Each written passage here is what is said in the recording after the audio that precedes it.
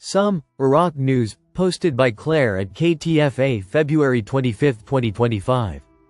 Listen to the full version on the official dinarreport.com website and become our supporter on Patreon. Clare.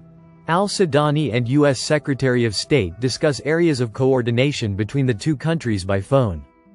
February 25, 2025. Prime Minister Mohammed Shia al-Sudani received a phone call today, Tuesday, from U.S. Secretary of State Marco Rubio.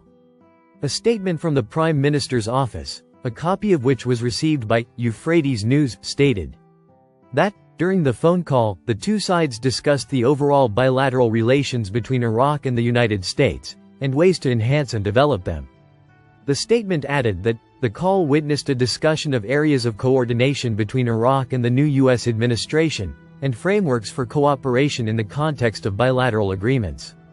He pointed out that, the progress made in joint work in various fields was reviewed, and it was agreed to intensify communication and deepen cooperation. Clare. After a difficult labor, the 2025 budget tables finally find their way to the Council of Ministers, February 24, 2025. A responsible source in the Iraqi Ministry of Finance stated on Monday that the delay in sending the federal budget tables to the Council of Ministers is related to amendments to Article 12 of the budget law. The Iraqi parliament recently approved an amendment to the general budget related to Article 12, which settles a dispute between the Kurdistan region and the federal government over receiving the region's oil. In summary, the Iraqi parliament voted in June 2023 on the draft general budget law for the fiscal years 2023, 2024, 2025 to approve special budget tables for those years, which will be sent by the Iraqi government to parliament for voting. The government source told Shafaq news agency, the Ministry of Finance has been working for some time on preparing the general budget tables for the year 2025. In order to send them to the Council of Ministers for approval. He pointed out that, the Ministry of Finance will finish preparing the tables and send them to the Council of Ministers for voting on them in the middle of next month, noting that, the Council of Ministers will vote on the tables without delay and then send them to the House of Representatives for voting on them. The Federal Ministry of Oil announced yesterday, Sunday, the completion of the necessary procedures to complete the export of oil produced in the Kurdistan region via the Turkish port of Ceyhan, stressing that this step comes in accordance with the mechanisms specified in the budget law and its amendment, and within the production ceiling set for Iraq in the OPEC organization.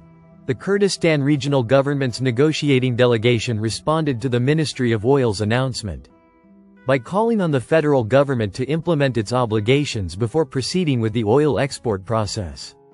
The delegation explained that despite the regional government's confirmation of its commitment to implementing the First Amendment law to the federal general budget law, which relates to re-exporting oil produced from the region's fields to the Turkish port of Ceyhan via Somo, implementing the law requires agreement on several basic points, including determining the quantities allocated for local consumption in the region, in line with actual needs, similar to the rest of Iraq, and establishing a clear and specific mechanism for paying the dues of production and transportation companies to the regional government, in accordance with what is stated in the law.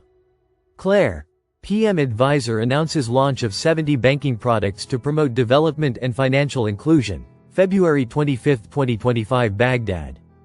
The Prime Minister's advisor for economic affairs, Abdul Hussein al-Anbaki, announced today, Tuesday, the launch of 70 new Islamic banking products.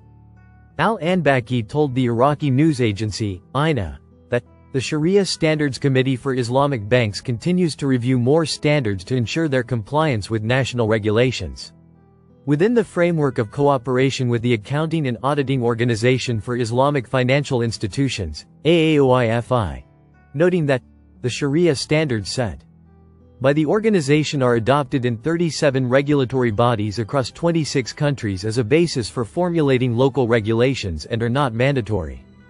He added that, the new banking products represent a qualitative shift in the banking sector, and will contribute to attracting savings, stimulating development financing, and reducing the phenomenon of hoarding, which negatively affects the Iraqi economy, with 73% of the money supply remaining outside banks.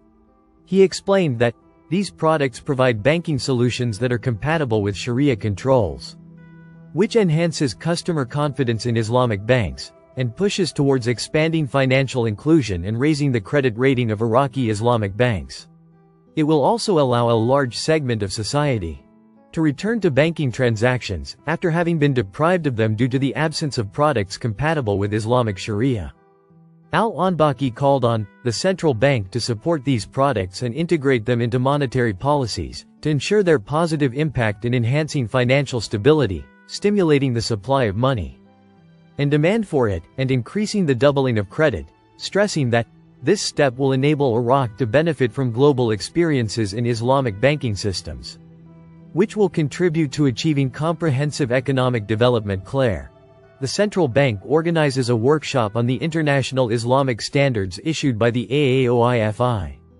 The Central Bank of Iraq organized a workshop on the international Islamic standards issued by the Accounting and Auditing Organization for Islamic Financial Institutions, AAOIFI. The workshop witnessed the participation of a number of employees of the central bank and employees of the banking sector in Iraq. The workshop discussed the international Islamic standards issued by the Accounting and Auditing Organization for Islamic Financial Institutions, AAOIFI, and the importance of applying them at the level of the Iraqi banking sector. It is noteworthy that the Central Bank of Iraq organizes seminars and workshops on an ongoing basis to advance the banking sector and its employees alike. Central Bank of Iraq, Media Office, February 25, 2025. Clare. Iraq signs agreement with British Petroleum to rehabilitate 4 Kirkuk fields.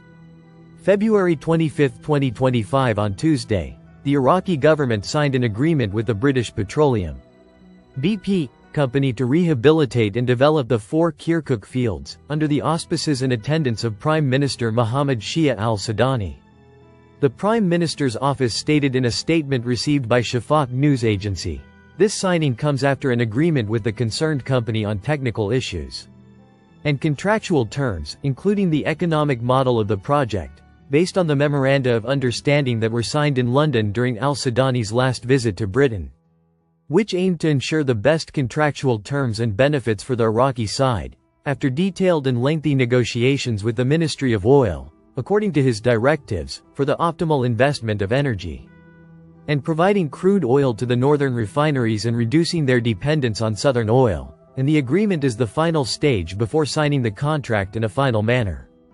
The statement added, the agreement includes developing the 4 main Kirkuk fields, by Hassan, Kirkuk with its 2 domes, Baba and Havana, Jamber, and Kabaz, in a way that guarantees the investment of associated gas, as well as the rehabilitation and expansion of gas facilities in the North Gas Company and the establishment of a power station with a capacity of 400 megawatts to achieve the desired goals of this integrated strategic project. The statement indicated that this project will provide for the absorption of workers in various specializations, operate local companies, implement social benefit projects, and develop the skills of engineering and technical resources, supporting the staff of the North Oil Company and the North Gas Company, within the government's vision for training programs and raising the level of competencies within the framework of what British Petroleum provides, in coordination with the Ministry of Oil. Listen to the full version on the official dinarreport.com website and become our supporter on Patreon. Source: Dinar Recaps.